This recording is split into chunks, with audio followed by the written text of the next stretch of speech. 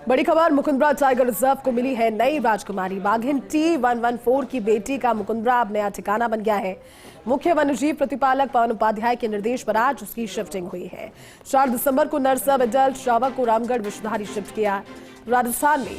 23 महीने के सब एडल्ट शावकों की रिवाइल्डिंग का ये पहला अवसर है। ऐसे में रामगढ़ विषधारी के DCF संजीव शर्मा, मुकुंदरा के DCF S मुथु की देखरेख में ये शिफ्टिंग की प्रक्रिया की गई है और ये प्रयोग ही हो सकता है क्योंकि 23 महीने के सब एडल्ट्स की शिफ्टिंग होना खासतौर पर एक नया प्रयोग और काफी पॉजिटिव नजर भी आ रहा है। ऐसे में मुकुंदरा टाइगर रिजर्व की एक नई राजकुमारी मिली है बाघिन T114 के रूप में। हमारे साथ एसोसिएट एडिटर निर्मल तिवारी जुड़े हैं। निर्मल जी, प्रयोग की दिशा में काफी अच्छा इनिशिएटिव, जहां 23 महीने के सब एडल्ट्स को रिवाइल्डिंग के जरिए शिफ्ट करना, और ऐसे में मुकुंदरा टाइगर रिजर्व की राजकुमारी भी अब बाघिन 114 की बेटी होगी। किस तरह से ये प्रोसीजर रहा और कितना आसान ये बनाता है आगे आने वाले दिनों में इससे?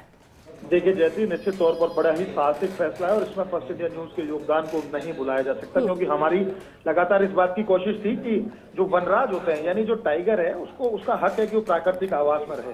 दरअसल एक ऐसी दुर्घटना हुई थी पिछले साल जनवरी में, जब T114 जो बाघिन थी वो बाघिन और उसका एक शावक उनकी मौत हो गई थी। उसके बाद उसके जो दोनों ये शावक थे जिनको अभी रिवाइल्ड किया जा रहा है, इन दोनों शावकों को अभेड़ा बायोलॉजिकल पार्क भेजा गया था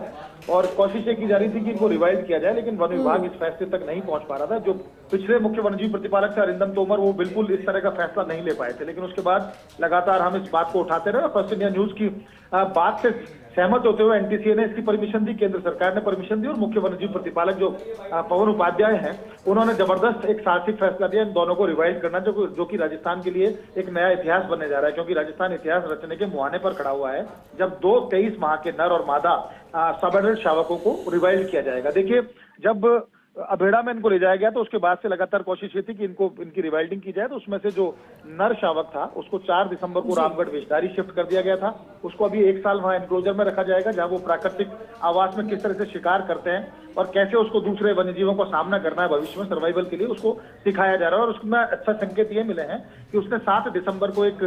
मादा नीलगाय का शिकार भी किया है। लेकिन आज की बात करें तो जो मादा शावक थी, सब एडल्ट शावक, उसको अभेड़ा से आज संजीव शर्मा जो DCF रामगढ़ विषधारी और S मुथु जो मुकुंदरा के DCF हैं, दोनों की देखरेख में उसको मुकुंदरा शिफ्ट किया गया। मुकुंदरा के जो सेल्जर में जो एनक्लोजर है उसमें उसको रखा गया है। अच्छी बात यह है क्योंकि वो मादा शावक के सर्वाइवल में ज्यादा दिक्कत नहीं आती, नर के में बहुत आती है। और मादा शावक चूंकि वहां पहले से एक नर और एक मादा बाघिन वहां पर मौजूद है मुकुंदरा के अंदर, तो इस बाघिन को 1 साल में रखकर कुछ दिन ही एनक्लोजर में रखा जाएगा और उसके बाद इसको हार्ड रिलीज इसकी जंगल में कर दी जाएगी। देखिए मुकुंदरा के लिए बहुत जरूरी था कि मुकुंदरा में, क्योंकि 2 बार जो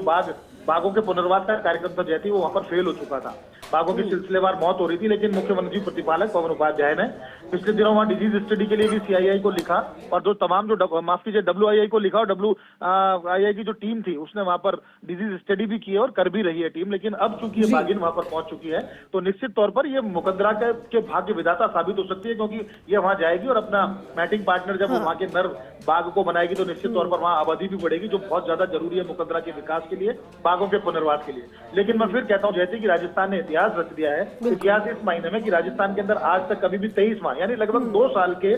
बाघ बाघिन की रिवाइल्डिंग नहीं की गई है, क्योंकि जो अक्सर पिंजरों में रहते हैं या एनक्लोजर में रहते हैं उनको वो बड़े ह्यूमन फ्रेंडली हो जाते हैं, उनमें वो आक्रामकता नहीं रहती जो जंगल में सर्वाइवल के लिए होनी चाहिए। लेकिन इस तरह का साहसिक फैसला लेके स्वागत योग्य कदम है और माना जा रहा है लेट्स द फिंगर क्रॉस, ये जो प्रयोग है ये सफल भी रहेगा और रामगढ़ विषधारी और मुकुंदरा के अंदर जो ये दोनों बाघ नर और मादा बाघों को छोड़ा गया, निश्चित तौर पर वहां की आबादी, बाघों की आबादी बढ़ाने में सहायक भी सिद्ध होंगे और एक नई नजीर सिद्ध होंगे कि कैसे इतनी उम्र के बाद शावकों को भी रिवाइव किया जा सकता है, उनको जंगल में रहने के गुर सिखाए जा सकते हैं, उनमें वो आक्रामकता लाई जा सकती है। इस तरह का प्रयोग किया जा रहा है। निश्चित तौर पर कह सकते हैं कि राजस्थान इतिहास रचने के मुहाने पर है और राजस्थान में अगर ये प्रयोग सफल रहता है तो निश्चित तौर पर जो दूसरे राज्य हैं जहाँ बाघ हैं, जो टाइगर रिजर्व है, वो भी इस तरह की तकनीक को अपना सकते हैं। जैसे ठीक है निर्मल जी, शुक्रिया आपका इस बातचीत के लिए।